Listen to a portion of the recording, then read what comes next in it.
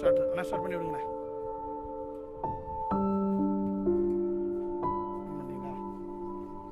இப்போ motor on ஆயிடுச்சு.